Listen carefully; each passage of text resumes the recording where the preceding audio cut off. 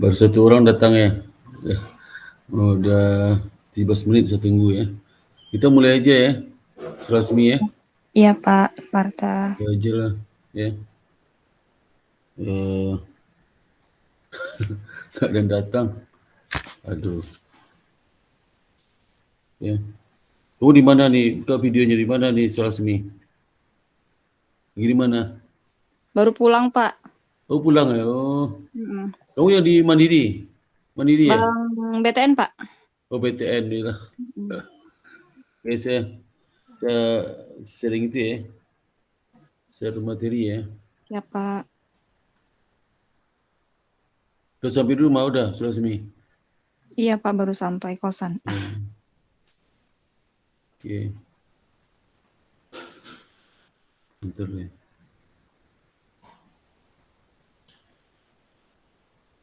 Tapi udah saya itu belum.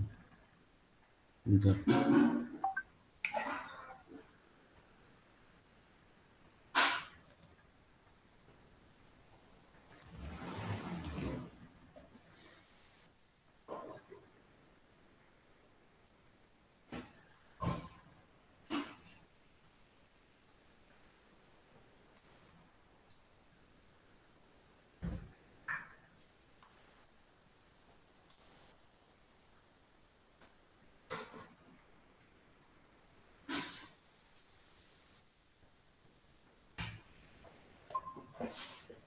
Oke, saya itu ya, saya itu apa? Salah.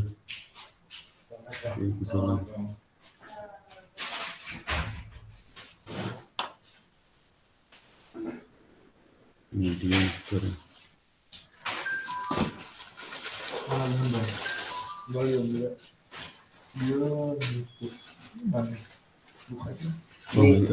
Apa? Oh.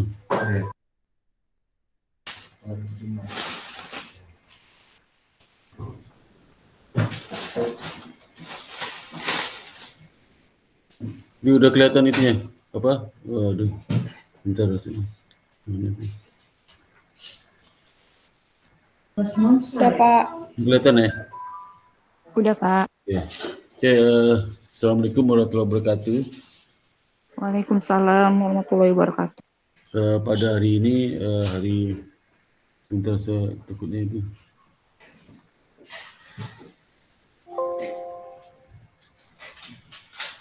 Jadi pada hari ini hari Rabu jam 18.30 ya.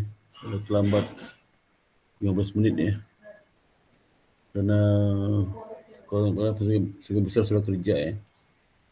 Jadi hari ini kita diskusikan mengenai obligation risk ya.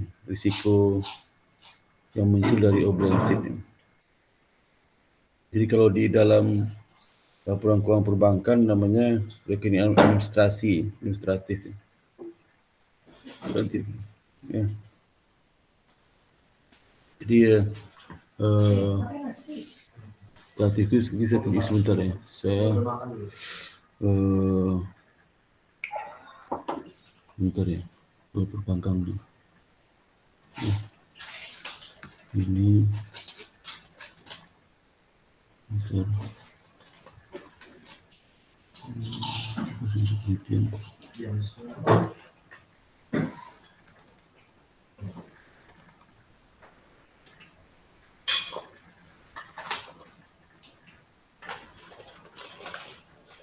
Nah, ini contohnya ya, contoh itu laporan keuangan aja ya, itu laporan BPCA ya, misalnya. Ya. No report.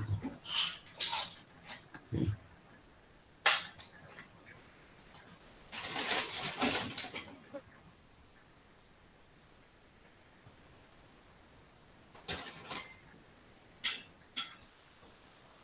No report itu.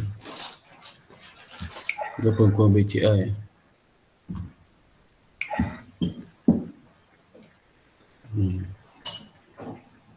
Jalan tu.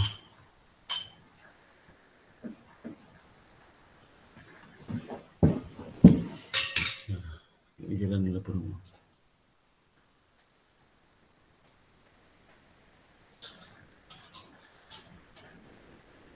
Sebentar lagi nggak jalan ni. Ya. Ada perempuan ni.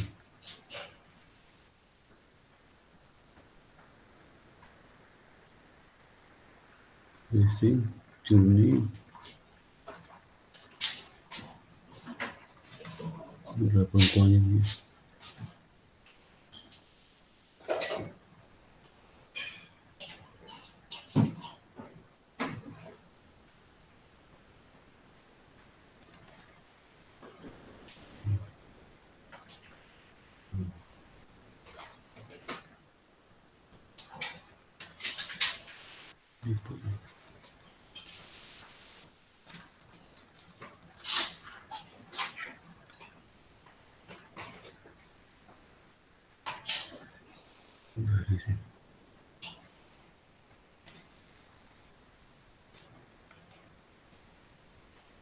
Tahunan ni sebentar ya.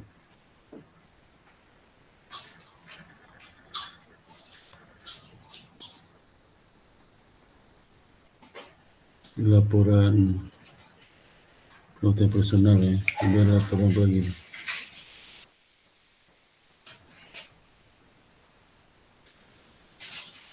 Operasi ya.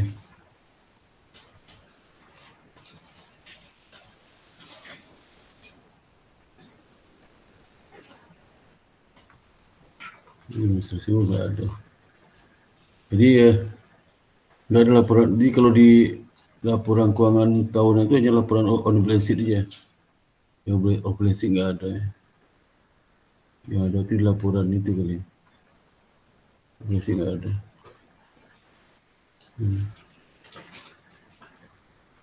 Ya. Ada kalau kita laporannya di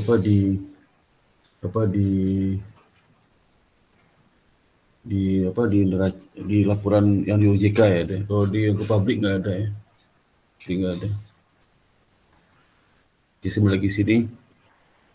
Jadi balance sheet itu aktivitas transaksi yang belum menimbulkan klaim atau aset ya, atau menimbulkan klaim kepada aset bagi perusahaan ataupun utang bagi perusahaan. Jadi disebut aktivitas balance sheet. Aktivitas balance sheet seringkali didesain untuk mengurangi risiko melalui lindung nilai ya, yang sekuritas dipati oleh cara lain. Di kegiatan transaksi hedging.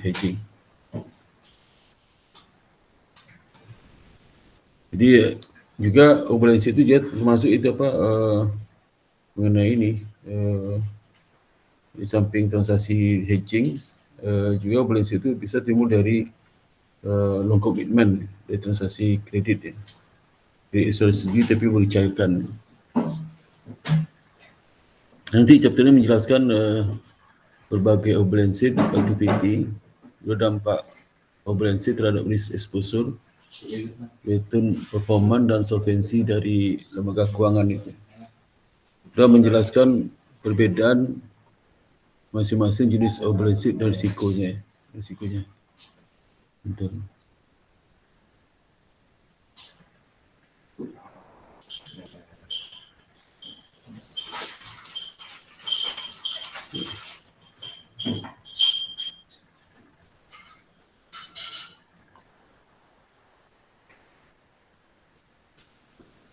Dan bagaimana peran balance sheet activity dalam mengurangi risiko dihadapi oleh lembaga keuangan. Ya. Jadi risiko itu ada dua motivasinya. Motivasi spekulasi sama motivasi hedging ya. Jadi kalau dia itu transaksi derivatif itu terkait dengan risiko ya, maka dia punya underlying aset dan ingin melindungi nilai dari aset itu hedging. Tapi kalau dia nggak punya underlying aset, dia kontrak transaksi hedging berarti itu spekulasi. Dari perspektif penilaian aset liabilities balance sheet itu memiliki potensi dimasukkan risiko masa depan yang positif atau negatif. Jadi kalau balance sheet itu Sebanyak kontingen itu ya, kontingen. Jadi bisa ke depan itu menimbulkan klaim ya, apa bagi perbankan itu, maka sebenarnya kontingen aset ya. Itu bisa juga menimbulkan kewajiban ya, contingent liability.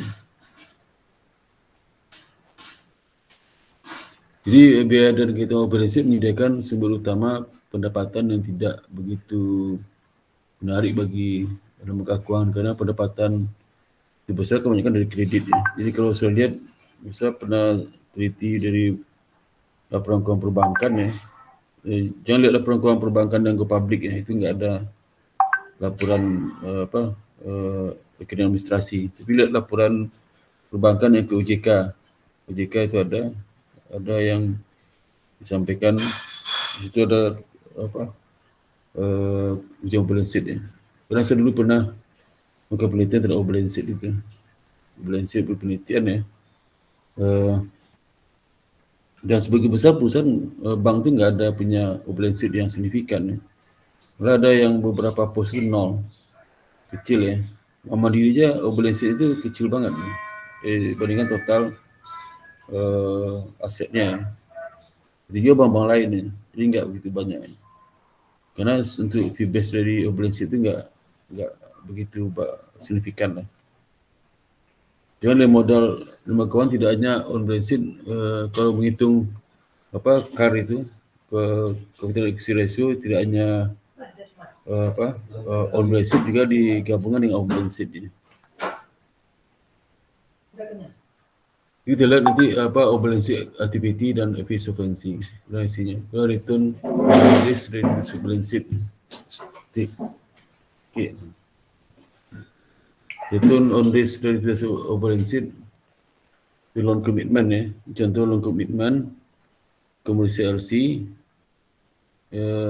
Ini ada di dalam laporan rekening administrasi ya di perbankan itu. Return LC, derivative kontrak, future kontrak seperti future forward, swap option for purchase and sales pada saat penerbitan sekuritas. Rajuan dan schedule L of balance sheet risk, aktivitas balance sheet dan pengelolaan risiko. Nah, kita lihat dalam ekonomi balance sheet itu dikenal istilah sebagai contingent asset dan contingent liability. Jadi kalau contingent asset itu pada saat di exercise dia menemukan aset ini, bukan piutang berarti ya. Contoh seperti misalnya commitment loan. Commitment loan itu kalau dia exercise kan ditarik oleh si debitur uangnya. Dari debitur uangnya itu maka jadi piutang kredit ya, piutang kredit diberikan menjadi aset itu. Lalu contingent liability itu adalah bukan kewajiban bagi perbankan. Ya. Jadi ada dampak terhadap on balance sheet-nya. Tapi kalau tidak diselesaikan, tidak dilakukan transaksinya, maka tidak berdampak kepada on balance sheet.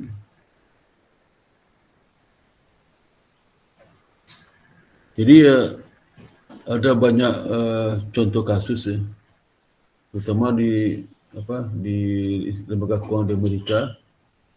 Selama krisis keuangan itu menghadapi dampak risiko terkait dengan off balance sheet activity. Contoh seperti investment bank, Lehman Brothers, walaupun kalau di investment bank itu cukup tinggi ya transaksi, karena kan investment bank itu khusus untuk terkait dengan transaksi-transaksi yang derivatif itu. Tapi kalau perbankan kan kecil ya. Setiap institusi lembaga lembaga ini yang bergerak dalam saving ya, saving institusi.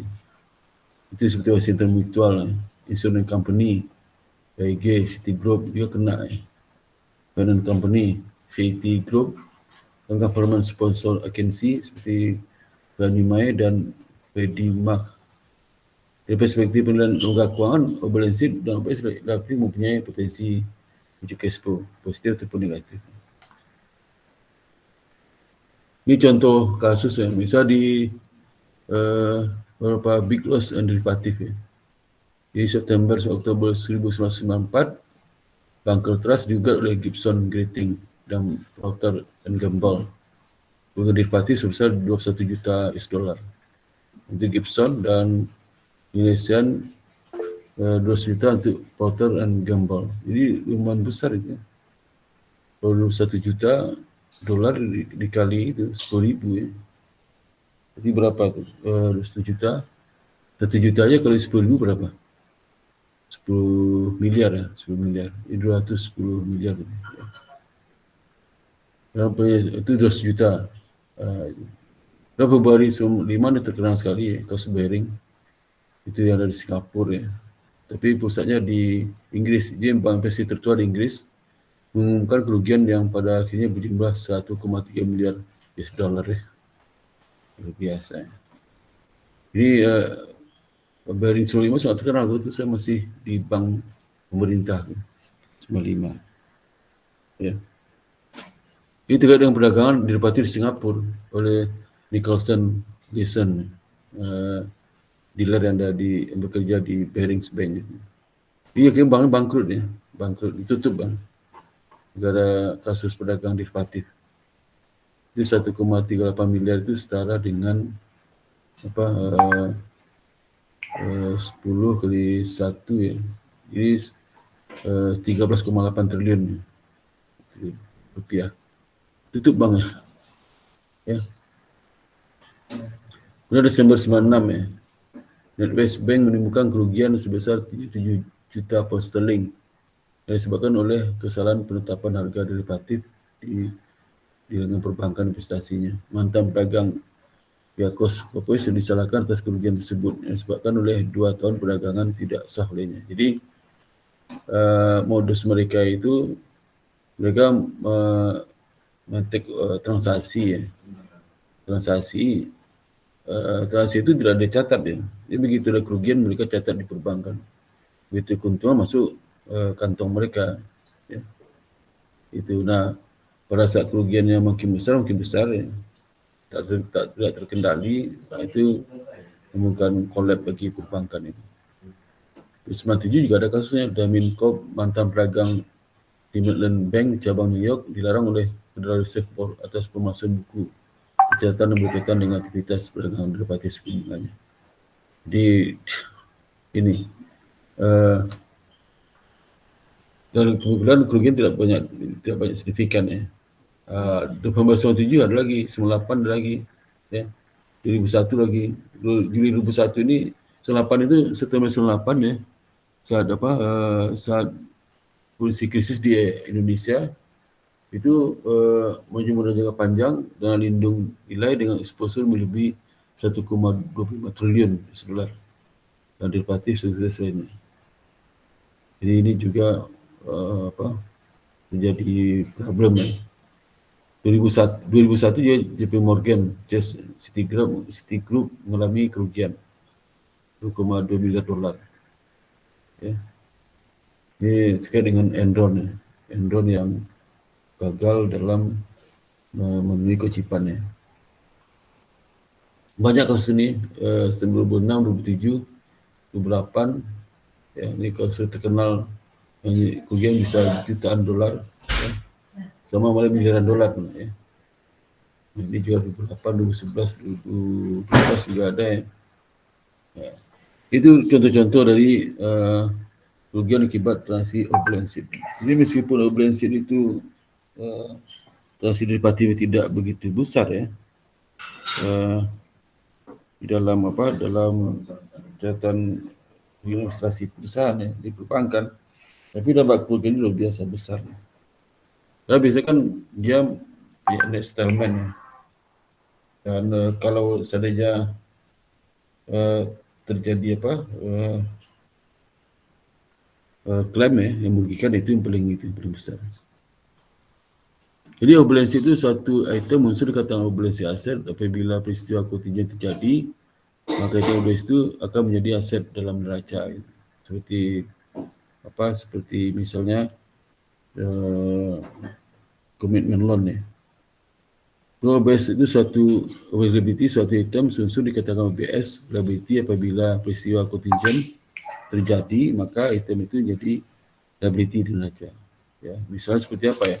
Misalnya LC LC impor si impor. Si impor itu saat dokumen dikirim kan dicatat sebagai derivatif sebagai administratif ya, balance sheet. Begitu dokumen datang ya dari issuing bank, maka dari negotiating bank, maka issuing bank akan harus bayar itu kalau dia clean ya dokumen. Nah, bayar itu nanti bukan waktu dia datang dokumen itu bukan utang bagi, kan bisa bayarnya 14 hari setelah itu utang 14 hari. Nanti di utang itu ditagihkan lagi pada debitur ya. Gitu.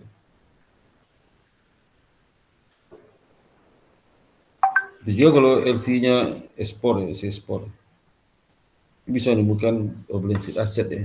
Begitu dia dikirim dokumen ya dan clean, maka bukan piutang LC pada Asian Bank luar negeri.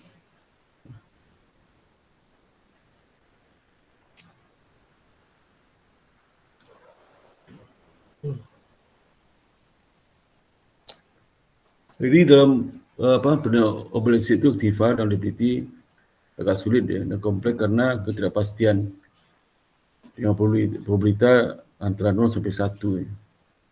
Beberapa item balance sheet memiliki fitur option. Option itu artinya bisa diakses, bisa tidak kan. Contoh cara mengetahui estimasi nilai obsesi balance sheet dalam option adalah dengan menghitung delta dari satu option. Di delta dari suatu option adalah sensitivitas nilai option terhadap perubahan satu unit price dari underlying security. Nilai balance sheet-nya equivalent delta, dalam sini adalah delta dikalikan dengan notional value nilai kontraknya itu dari option position. Ini contoh misalnya kawan beli call option on bond ya. Call option on bond dengan national value 100 juta ya, 100 juta. Gitu. Call option itu kan dia opsi untuk beli ya, untuk beli obligasi. Kalau put option opsi untuk menjual obligasi. Jadi delta dihitung 0,25 ya, sehingga nilai contingent aset pada posisi option adalah 25 juta ya, juta. Ini 0,25 kali 100 ya.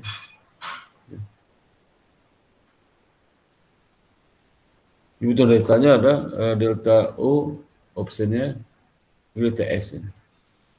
Jadi 5 juta dibagi dengan 100 juta dapat 0,25.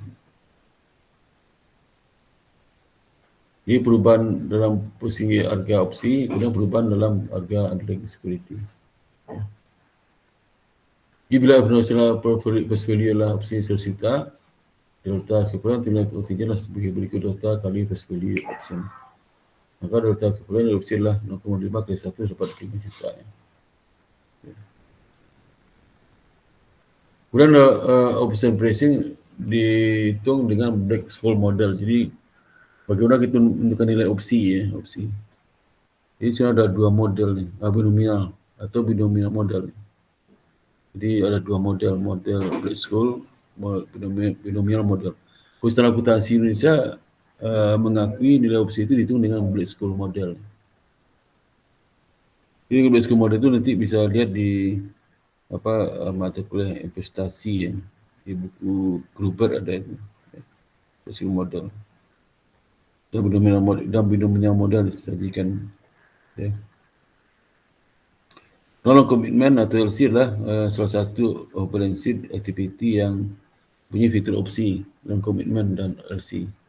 Non commitment itu kan bisa dibitul tarik, bisa enggak kreditnya. Bisa disetujui kreditnya dengan pagu 1M. 1M itu dibitul bisa narik, bisa enggak ya. Kalau dia tarik nanti commitment itu jadi on balance sheet, jadi kredit diberikan. Kalau tarik ya tetap di on balance sheet. Dan tentunya ada jangka waktunya, kapan maksimal batas waktu penarikan di situ. Mungkin ada bank yang membatalkan pagu itu, bisa juga ya. Misalnya 1M ya, 1M itu dalam jadwal penarikan kreditnya bisa 3 kali. Tapi dalam tahun ini Misalnya tempohnya akhir tahun ini misalnya. Ya. Sampai ke tahun ini nggak ditarik, ada sekitar separuh. Nanti bank surati itu membatalkan itu kecuali dia minta reschedule. Gitu. Reschedule jangka waktu penarikan. Bisa diatur sih. Ya. Kenapa bank itu misalnya diberikan komitmen fee ya, dikenakan bunga itu. Karena bank itu telah menyediakan dananya tapi debitur belum tarik. Ya. Jadi potensi bank rugi karena debitur menunda penarikan. Nah, itu diubahni kepada nasabah itu.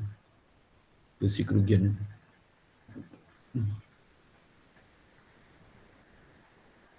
Jadi mengacu pada swap, future, forward ya. Peringatan umum digunakan untuk mengkonversi posisi ini dalam ekuivalen dari ring aset. Jadi biasanya nilai itu ada perhitungannya berapa persen dari derivatif itu potensi jadi aset. Kemudian dari aset nanti lagi berapa yang rata-rata risikonya berapa. Bisa itu berapa tingkat risiko dari swap future dan forward contract. Nah, contoh misal lembaga keuangan memiliki swap atas utang 20 juta ya. Waktu 10 tahun. Floating interest rate swap ya. Ini besoknya floating interest cicilan semi annual atau 6 bulanan ya. Sumber penerimaan dari lembaga keuangan itulah fixed interest. Jadi maksud itu untuk mematchkan sumber penerimaan sama sumber pengeluaran.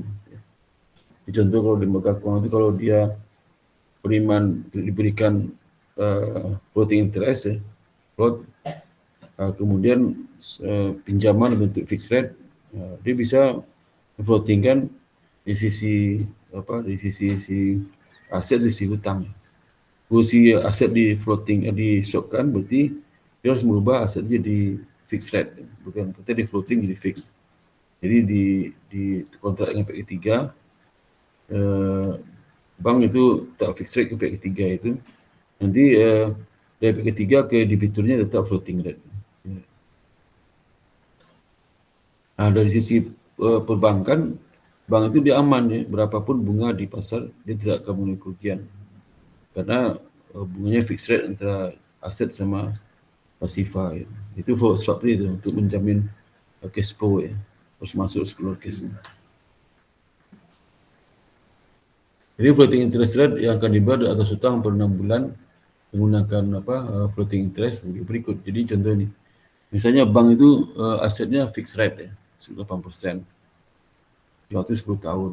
Dan dari sisi sumber dana obligasi itu 10 tahun dengan floating rate ya, 10 juta. Nah, bank ini mau swapkan mana? Swapkan yang bond fixed rate atau swapkan bond yang floating rate yang sebagai bond liability ya, sebagai utang. Ya. Bond payable lah.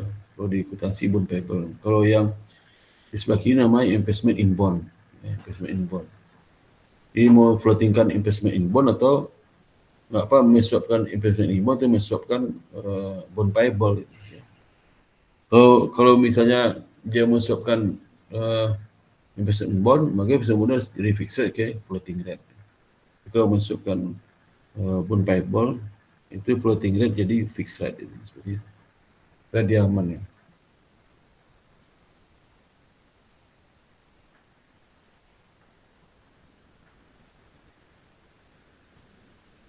Maka dengan demikian market value dari stock adalah present value dari perbedaan antara cash flow yang dari fix ya, cash flow fix ini, cash flow fix yang dari aset ya, dengan cash flow yang cash flow fix rate bond dengan expected cash flow on floating rate ya. Yang formula sebagai berikut ya. Itu di present value kan. Jadi present value dari cash flow fixed rate ya ini yang 20 juta dengan fixed rate 8% ya. Itu dikurangkan dengan expected cash flow floating rate. Ya. Nah, misal market value dari stock lah 3% dari nominal, maka market value stock-nya lah 3% dari 20 juta dapat 200 ribu.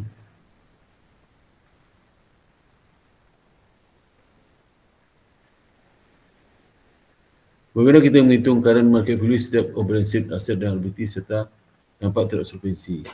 Ia mereka seperti ini. Kita baru satu ini plan tradisional oleh lembaga kewangan atau bersihnya. Misalnya market value aset 100, market value liability 90, ya. Net worth-nya berapa? 10 kan? 10. Net worth itu tiba bersih atau equity, dia 10. Jadi total aset itu 100. Kalau sebuah liability ada 90 liabilities, 10 yang equity.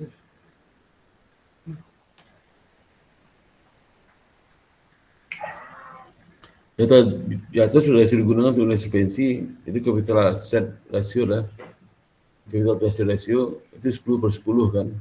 10 per 100. Dapatnya lah 10%. Capital asset ratio ya.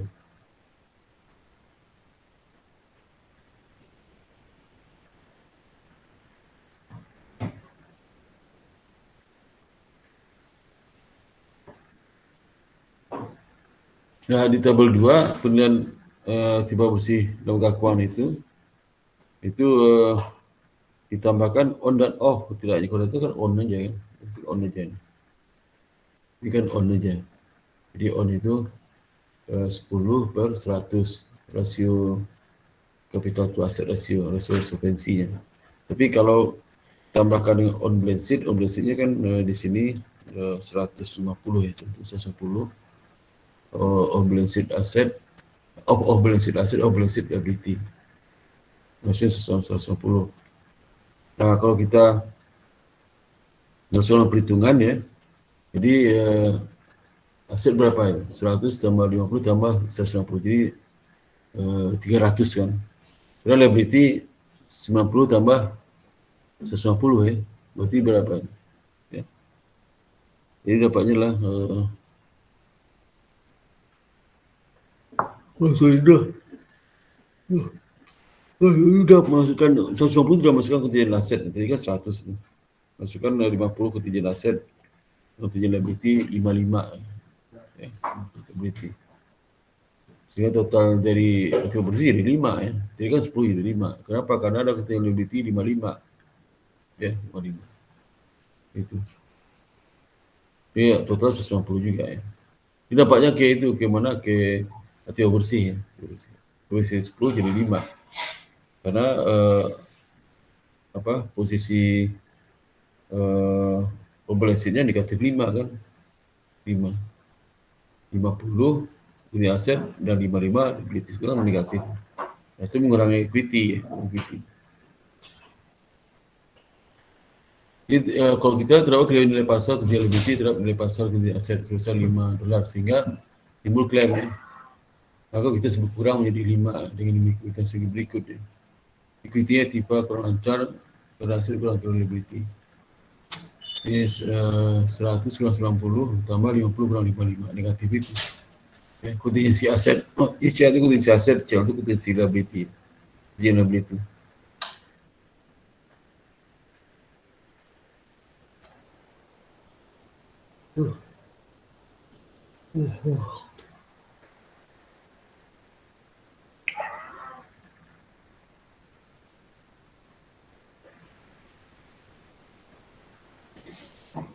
Kemudian sudah ada azan ya, kita berhenti dulu ya.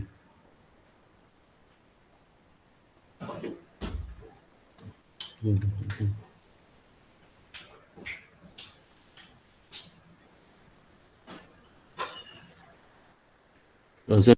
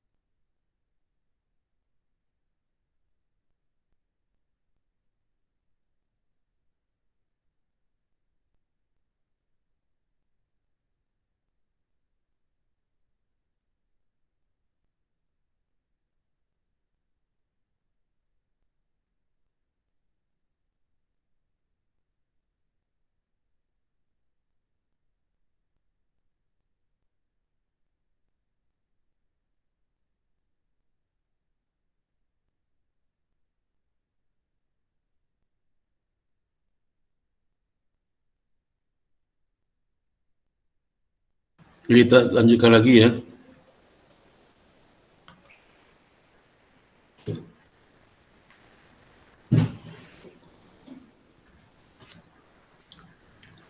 Jadi dengan dimasukkan off-balance sheet itu, equity berkurang 5, jadi 10 jadi 5. Kenapa? Karena off-balance sheet itu adalah negatif 5. Artinya off-balance sheet aset 50, off-balance sheet liability 55. Ini mengurangi modal. Sehingga kalau kita lihat capital asset to ratio solvensinya turun 5 bagi 150 kan. Jadi 5%.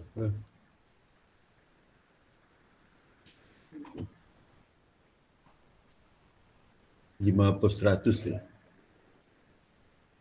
Semua 10% ya. Terus bukan 5%.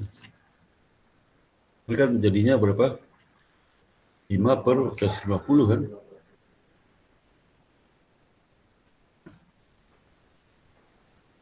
550 berapa tu? Hah?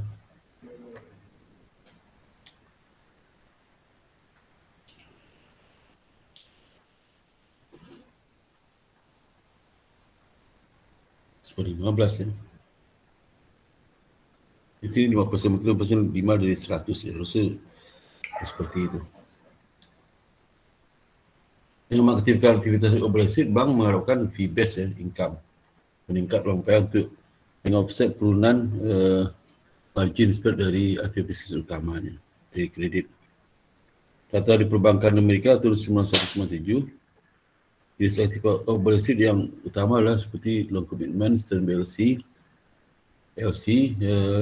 features, forward, contract, swap option, kemudian pension security and loan swap. Cenderungan peningkatan aktivitas yang dilakukan oleh perbankan di Amerika. Kita malah biasa aja operasi ini. Secara tata keseluruhan, mungkin ada bank-bank yang operasi cukup tinggi, tapi terasa tetap kecil ya. Ini bank loan commitment agreement lah. So loan commitment itu sesuatu. Loan commitment itulah kita keluar komitmen to loan bagi perusahaan dengan jumlah maksimum tertentu pada tingkat bunga tertentu. Jadi misalnya bagi pinjaman 10 juta dengan tingkat bunga 12%.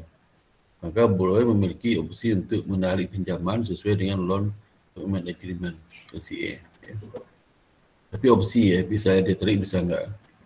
Yang bank membebankan fee di muka sebesar 18% dari bagi komitmen atau 18 dari 10 juta. Jadi kalau ini namanya komitmen fee ni. Fee. Dia dapatnya $12,500. Jadi dengan ada komitmen ni, bank harus mensuplai dana 10 juta sepanjang projek komitmen. Jadi dia harus standby kalau suatu waktu debitur ingin narik dana itu.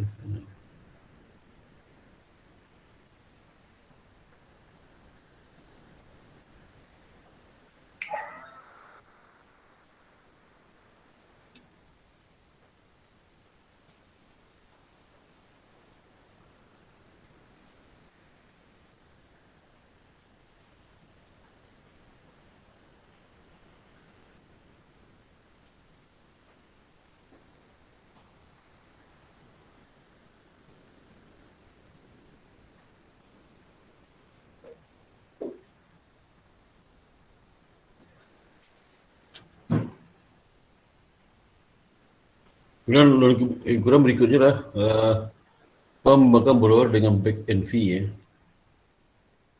terkait dengan loan commitment itu.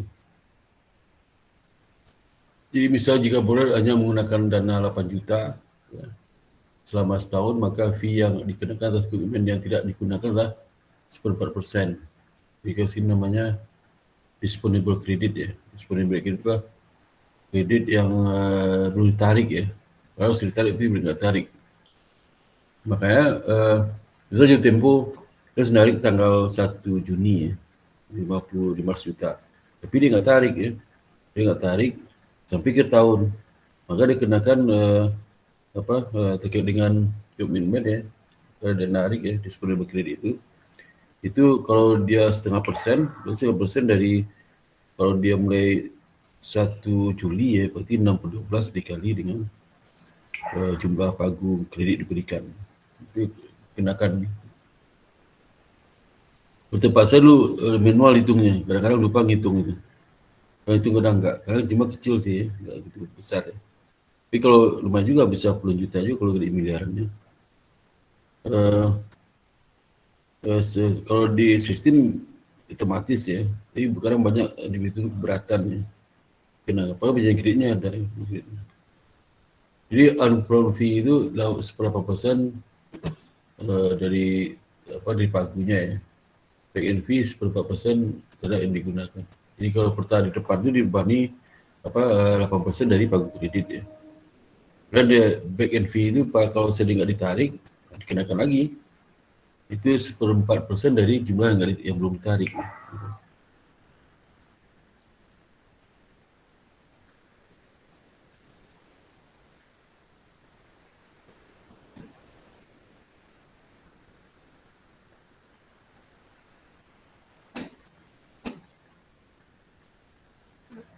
Dan dari long commitment itu ada juga namanya interest rate risk. Risiko bunga potential risk.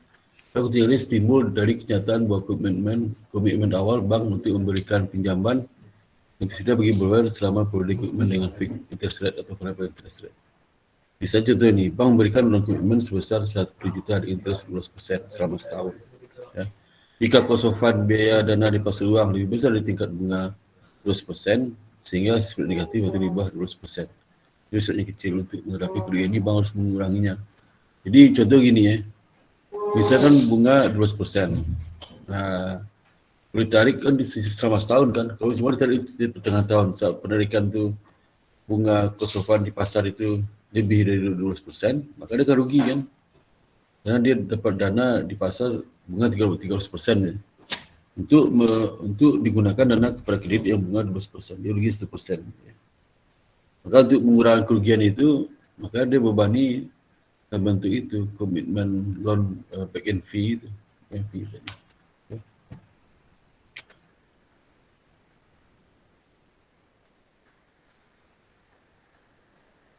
Bicara secara lembaga keuangan mengendalikan risiko suku bunga dalam muncul dari komitmen loan ini dengan spot loan rate. Contohnya dengan membuat indeks loan komitmen terhadap prime rate. Jika pada timbul selama periode, maka cost of commitment loan dibebankan kepada borrower. Dengan demikian, borrower membayar market rate sebagai dampak pada saat penarikan komitmen. Jadi misalkan jika prime rate-nya 1%, tetapi cost of fund-nya 1,2%. Maka spread antara indeks komitmen dengan loan dan cost of interest adalah 0,5%. Ya. Spread di sini sering disebut dengan basis risk ya. Teknologi risk ya. Ini dalam LC. Maka kau harus selalu siap dana sebesar maksimum pagu komitmen line. Jadi contoh 10 juta, borrower mempunyai flexibility opsi untuk mencairkan dana kreditnya standar 0 sampai dengan 10 juta selama periode komitmen line. Ya. Ini kemungkinan akan menjadi potensi rugi bagi lembaga keuangan di masa datang untuk kriteria yang tidak pasti dana digunakan oleh borrower. Jadi dengan demikian, paling tidak penetapan back end fee yang dibuat untuk memberikan safety bagi borrower itu menggunakan pinjaman dalam rangka menghindari back end fee. Jadi back end fee itu seperti yang kalau dana nggak digunakan ya dikenakan lagi debitur itu. Dan untuk mengurangi beban bagi bank, bank sudah menyiapkan dana, dia belum ditarik, maka dana tidak produktif kan? Produktif. Kemudian yang ketiga muncul dari komitmen itulah kredit ya. Bagi mengajar nak sempat menghabisi. Ya. Misalkan boleh mungkin di awal dipertimbangkan oleh lembaga keuangan dengan tingkat risk kredit AA menambah 10% atas prime rate. Dalam periode berjalan, bila perusahaan debitur kreditnya menurun atau jadi kesalahan keuangan, maka kredit ordersnya turun dari triple B di double A menjadi triple B. Problem yang timbul bagi lembaga keuangan adalah kredit premium di komitmen itu. Untuk debitur tersebut telah direpresent pada level triple A untuk periode setahun. Jadi itu ya yang tadinya triple A jadi triple B. Padahal bunganya untuk triple A. Terus bunga kan dinaikkan itu. Tapi kalau komitmen kalau diberikan jumlah tertentu ya, maka bunga tidak mengalami perubahan. Untuk menghindari eksposur kerugian, maka sebagai lembaga keuangan memasukkan perubahan tersebut menggunakan honest dengan menetapkan ulang dari komitmennya. Ini akan berdampak pada peningkatan biaya legal dan kontrak serta boleh akan out of business ya. Jadi nanti dia renumkan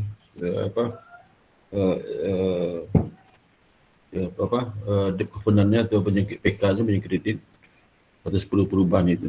Ya.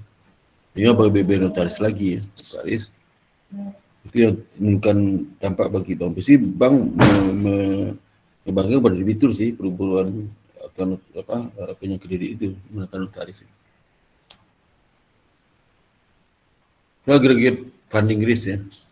Banyak perusahaan besar seperti GM, Ford, IBM mengambil multiple commitment loan dari beberapa bank sebagai jaminan terhadap kelangkaan kredit ya, di masa datang. Ini terkait dengan legal lending limit oleh bank sentral. Selainlah naiknya penggunaan dana dari berbagai bank oleh setiap borrower adalah dalam rangka menggeser loan supply function ke kanan pada semua tingkat bunga. Ya. Dari keempat ujian risk di atas ya, interest rate risk, ya, kemudian juga market funding risk. Ya. Maka tidak bahwa loan commitment adalah aktiviti akan meningkatkan insolvensi eksposur bagi lembaga keuangan. Jadi ya banyak risiko tetapi kalau komitmen loan itu ya, mulai dari interest rate risk ya, ada bunga di pasar saat penarikan kredit itu lebih tinggi pada bunga kredit itu. Kemudian yang kedua lah terkait dengan teknologis ya, karena dia menyiapkan dana selama pagu selama prodi pencairan. Jadi kan tidak ada ketidakpastian. Dan kredit ya, risiko kredit ya muncul karena adanya perubahan-perubahan status nasabah selama komitmen loan itu berlangsung. Misalnya tipe A ke tipe B, bunga tidak dilakukan perubahan. Kemudian juga aggregate funding risk ya.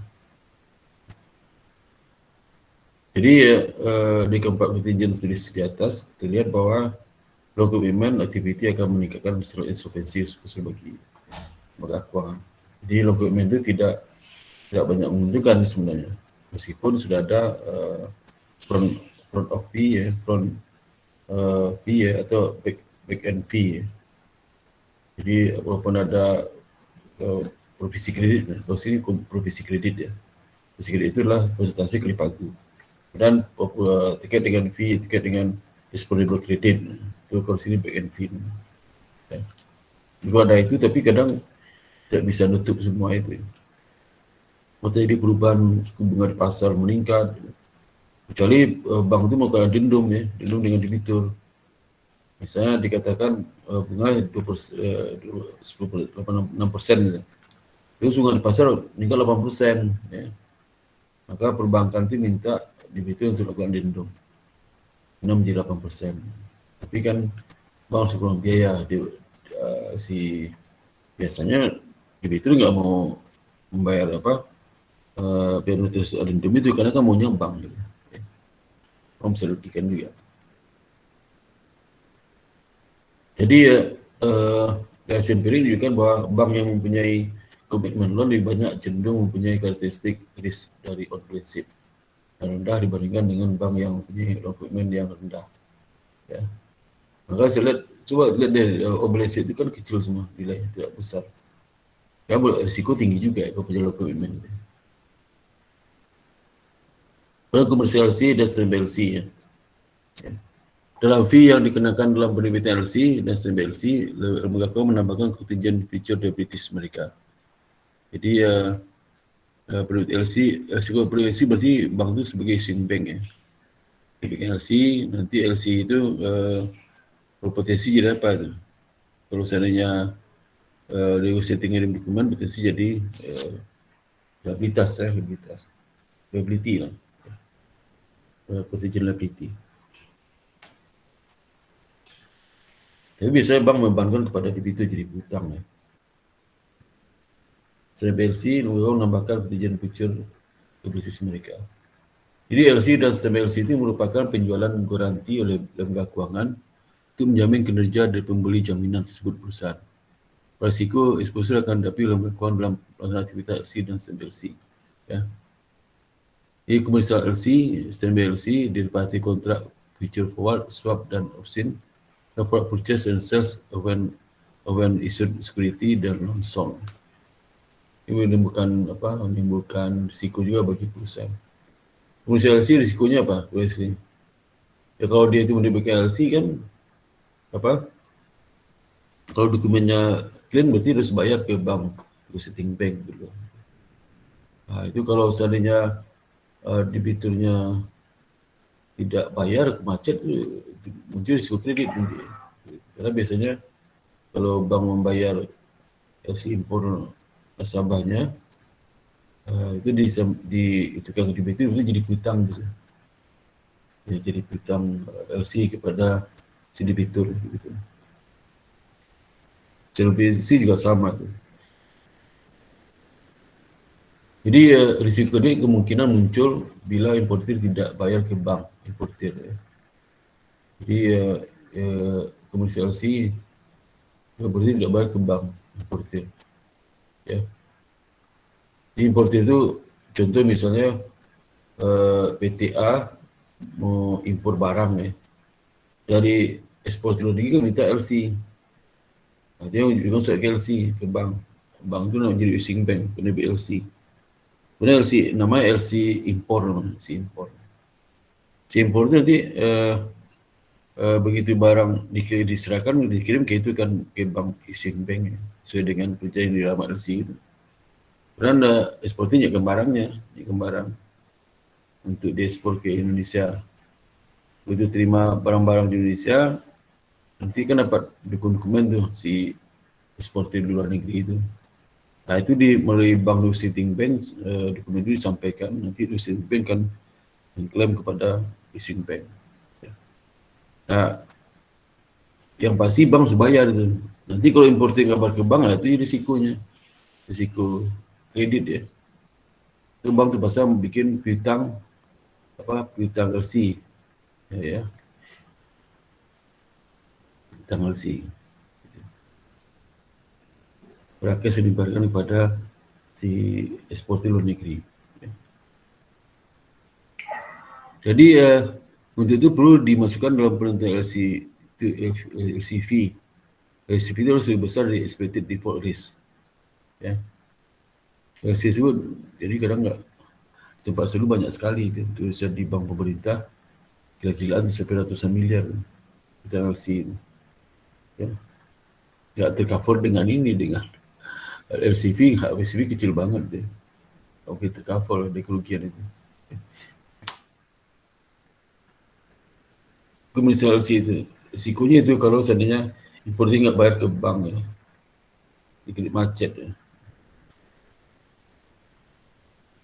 Punya kasus loh, misalnya barang udah datang ke Indonesia, tapi yang sini nolak, nggak mau terima barang itu.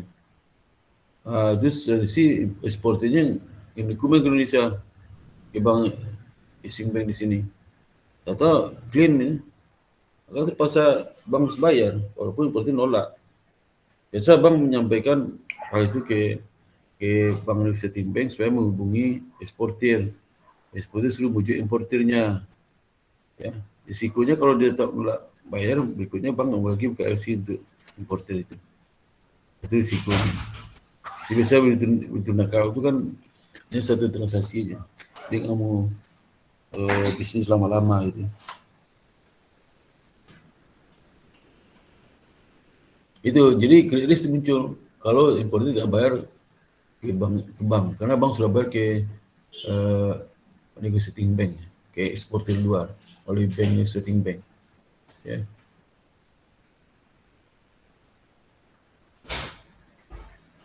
CLBC menempatkan fungsi yang sama dengan LC dalam hal fungsi sebagai penjamin insuran.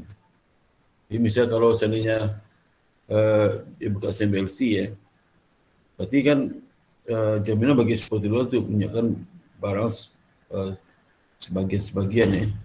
Misal dari 1,000 unit, 100 unit, 300 unit, 400 unit ya.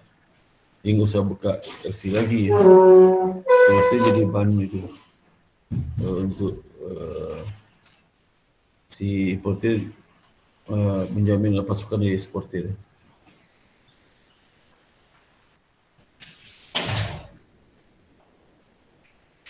Kontrak adipati adalah sama untuk seluruh kontrak opsi dibeli, opsi jual dan beli oleh lembaga keuangan. Kontrak opsi tersebut adalah opsi standar 100% yang diperdagangkan di pasar. Meskipun option mereka secara virtual default risk free. Kontrak opsi khusus dibeli oleh di offer the counter ya, dibeli di offer the counter OTC ya, seperti interest swap, maka terdapat beberapa elemen risk. Oleh karena itu seperti apa ya, yang diperdagangkan di luar pasar ya. Dan secara umum deposit berdasarkan OTC kontrak meningkat sesuai dengan artinya tempohnya kontrak, reputasi, underlying price, interest rate, exchange rate. Hasil penelitian empirik menunjukkan bahwa derivasi kontrak secara umum mengurangi risiko keuangan atau mengurangi keterpengaruhan. Berbeda dengan commitment loan, itu meningkatkan risiko. Kalau derivasi kontrak itu bisa mengurangi risiko.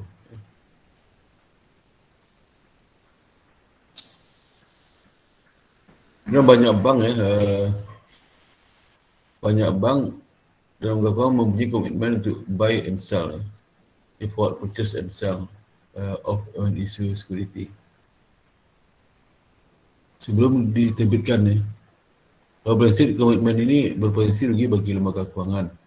Kalau komitmen ini disebut sebagai one issue with trading. Loan sold, melakukan penjualan loan sebelum jatuh tempo sekuritasi aset, sama kalau di istilahnya anjak piutang ya. Jadi penjualan itu ada dua kan, with recourse sama without recourse ya. Kalau without recourse tanpa recourse, maka ini bukan risiko bagi bank. Without recourse ya. Dan tidak menimbulkan overbalance dan akan menimbulkan risiko bagi penjual dan menimbulkan overbalance. Kenapa? Karena dia langsung jual putus itu. Jadi tidak karena tanpa recourse. Kalau bagi recourse, aset itu masih ada. Pada saat dijual itu aset piutang itu tidak di kredit lah ya. Jadi nanti akan diganti nama dengan overbalance itu, liability.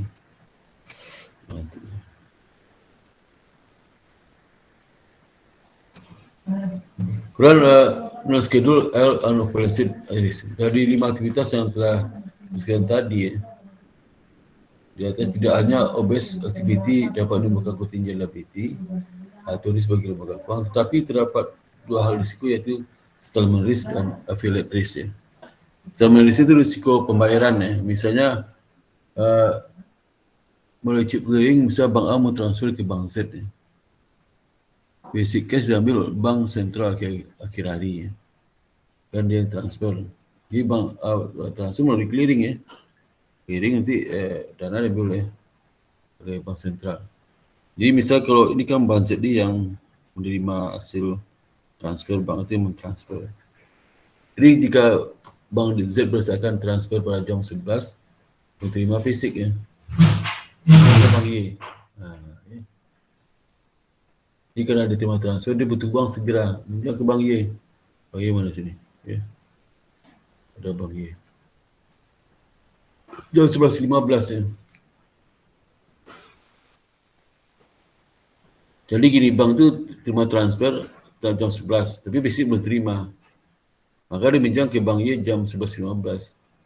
Bila bank Y tidak mendeliver dana cash pada akhir hari, jadi maka bank Z akan mengambil net persen yang negatif dan tidak mampu membayar hutangnya kepada Y pada akhir hari.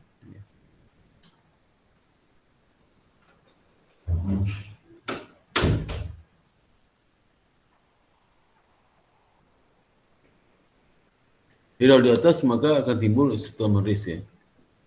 Dalam hal ini, bank Z dirugikan pada hari tersebut, timbul credit risk.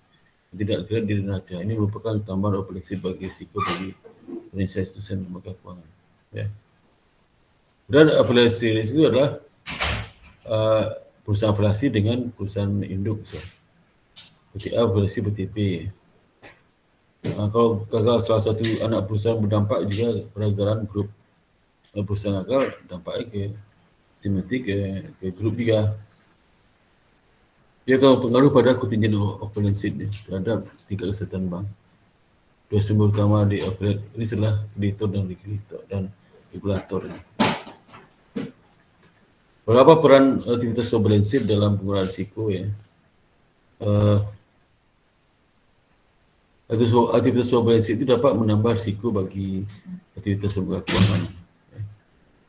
Kontingen aset dan liabilities mempunyai bermacam karakteristik yang akan berbeda, sehingga mempunyai tingkat kegagalan dan posisi rugi interest rate yang berbeda pula bagi lembaga keuangan. Ya.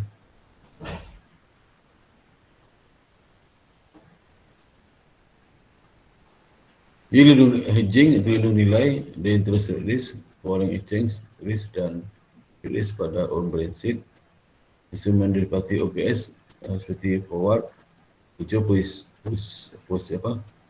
option ini option dan swap ya, digunakan untuk mengurangi berbagai risiko yang substansi bagi lembaga keuangan. Risiko itu sudah dialihkan kepada pihak ketiga. Risiko hadapi dengan menggunakan instrumen operasi derivatif adalah lebih kecil dibandingkan dengan substansi risiko hadapi lembaga keuangan. Oke, demikian dapat saya sampaikan mengenai operasi ini. Jadi operasi ini tidak banyak hitungan kuantitatifnya. Hanya simple aja.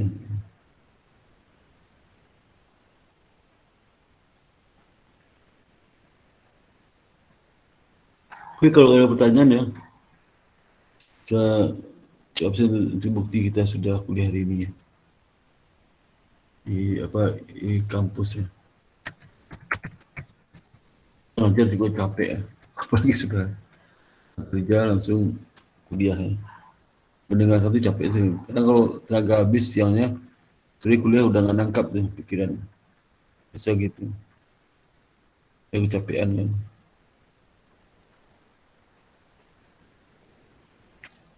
Pagi aja capek, kuliah pagi sore.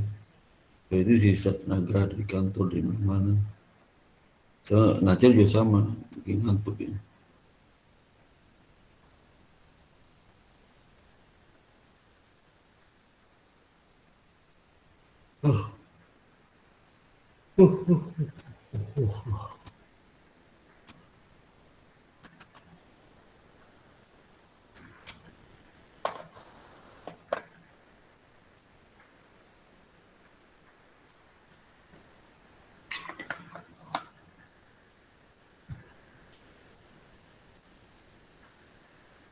Perkuliahannya.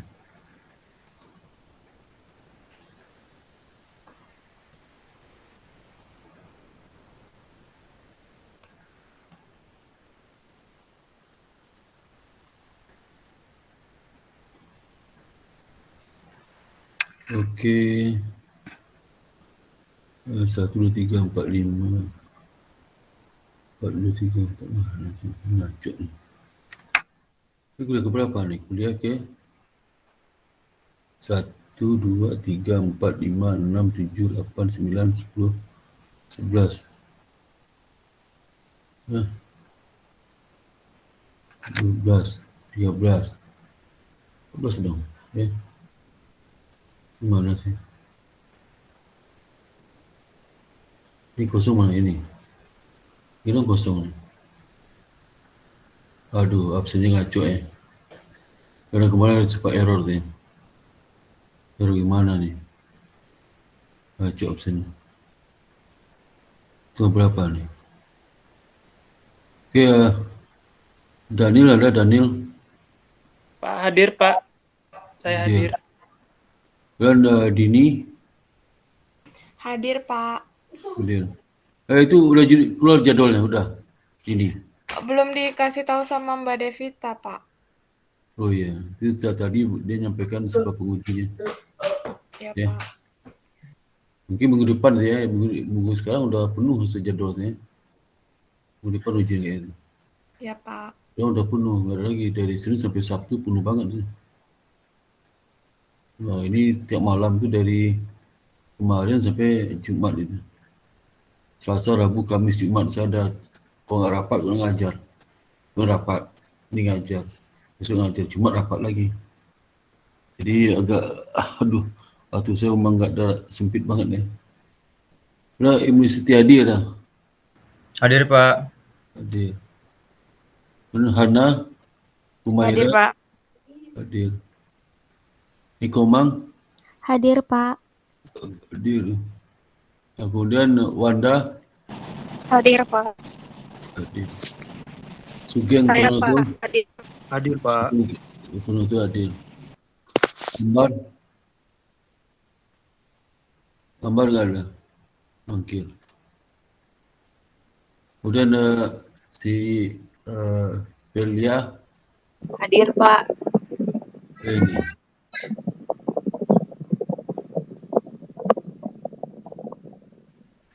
Velia ya, hadir. Priska, Hadir, Pak. kemudian si Nurul, Hadir, Pak. hadir. Kemudian Rafli, Hadir, Pak. hadir. Sulasmi, ya, rajin sudah tahun di awal. Hadir, Pak. Sulasmi. Roli, Bu Roli, Hadir, Pak. hadir. Pak, Ya, hadir. saya lihat kehadiran saya, Pak, di Ah. kampus sebelum UTS kan saya hadir terus, tapi sepertinya ada 1 atau 2 yang saya tidak saya tidak dianggap sebagai hadir. Kenapa ya, Pak ya? Mungkin ini Bu, kemarin kan di kampus ini agak trouble karena kebakaran itu kan. Oh, Ini berserakan jadinya, absen berserakan. Ini saya cek lagi itu. iya. Makasih ya, Pak. Reptika saya hadir. Hadir, Pak. Dia hadir dia. Hadir, Pak. Di mana tadi itu yang mana Bu? Coba lihat Bu ya. Ini bentar. Ini kelihatan Bu ya absennya ya. Yang mana Bu? Yang Ibu apa? Roli. Hadir Bu? Oh ini. Iya. Wah ini saya bingung nih. Kemana nih? Ini pertemuan ini 1, 3, 4, 5, 6, 7, 8, 9, 10, 11 ada. Kita kuliah ke berapa sekarang ni? Aduh. Kita kuliah ke berapa? 10 kan? Halo? Halo? Ini yang ketiga setelah UTS, Pak. Ya berarti 11. apa tu? 10. 10, 7. Pak. 10. 10. Ini coba lihat ni. 1, 2, 3, 4, 5. 2 lagi ni. 2, 3, 4. 5, 6. Ngacuk ni. 1, 2, 3, 4. 2 lagi ni. 5, 6, 7, 8, 9, 10. Oh di sini ni. Itu lagi 3 ni. Pak, saya yang sebelum UTS cuma nggak masuknya 1, itu 2. Ya ini Ini. bukan saya lihat ni tanggalnya aneh-aneh ni. Ni 17 ni yang mana? Tanggal berapa ni? Berarti yang ini sesi dah. Yang ini sesi. Yang ke-13. Ini tanggal 15. 12 tak bertemu ke-13. 8, 12 yang lagi ni. Ini tanggal 15 sekarang kan? Jadi yang tanggal mana sesi tu? Ngacuk tu. Ya.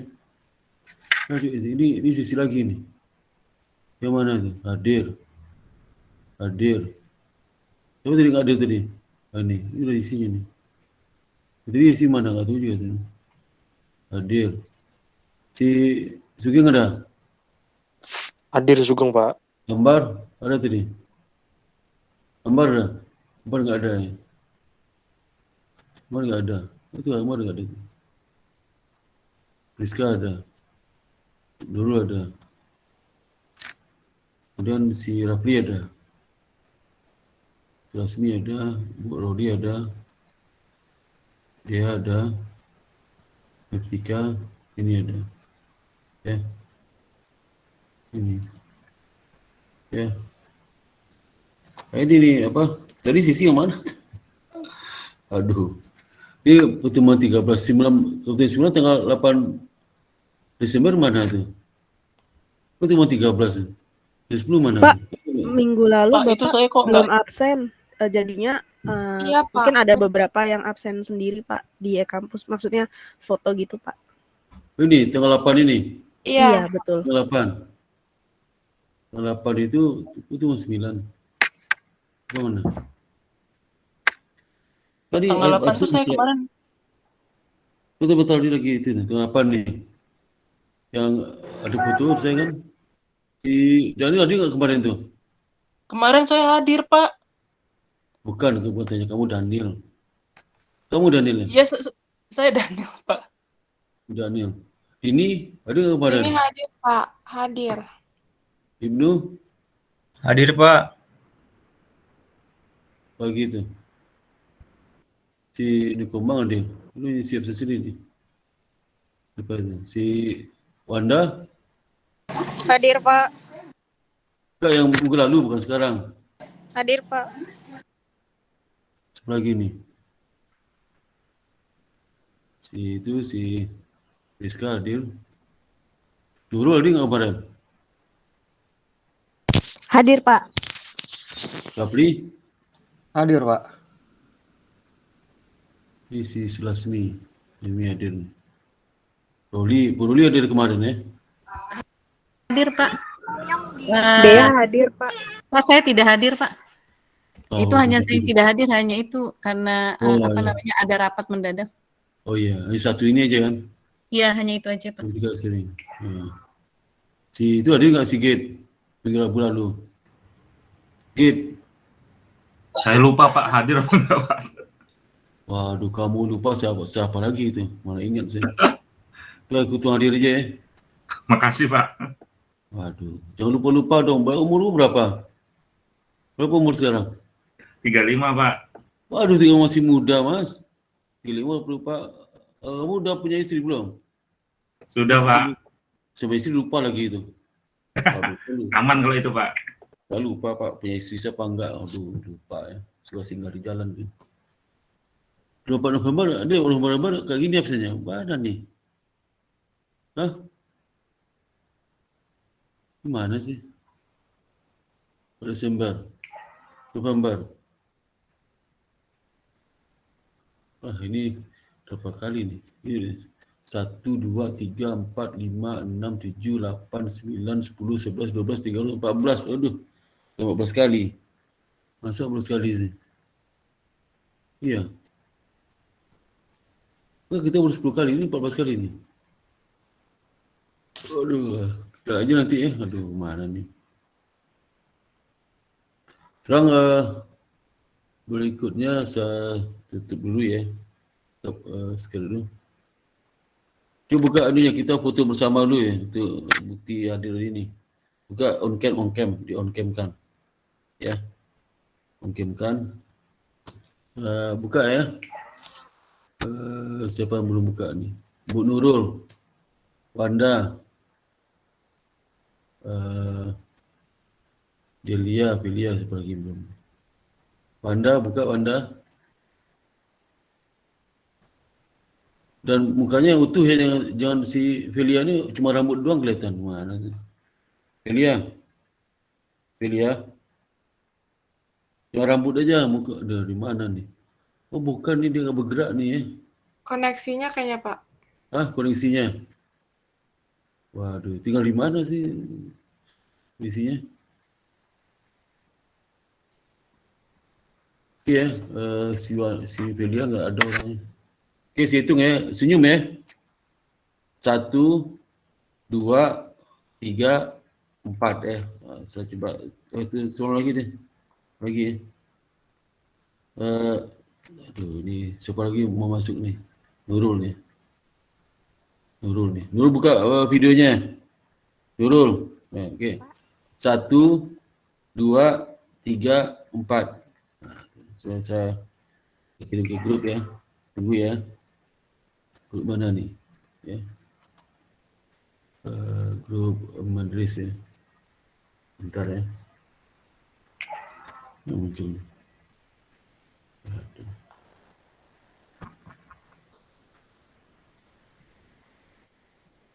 Muncul ya.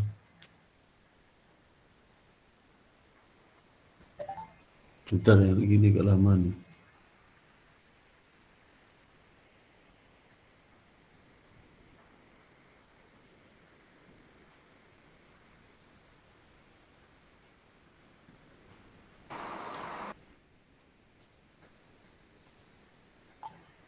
Bentar ya.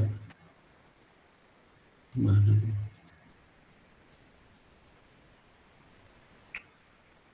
Koneksinya nih sebentar.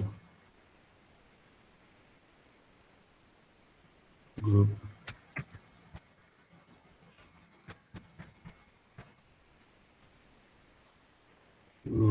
Mana sih?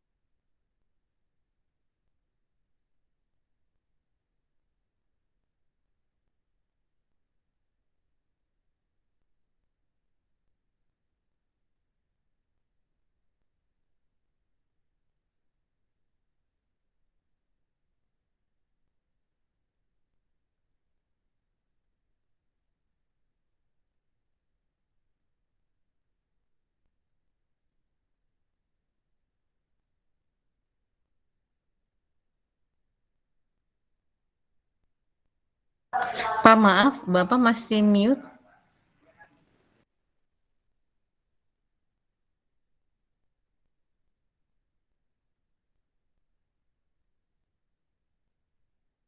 Suaranya Pak, suara Bapak.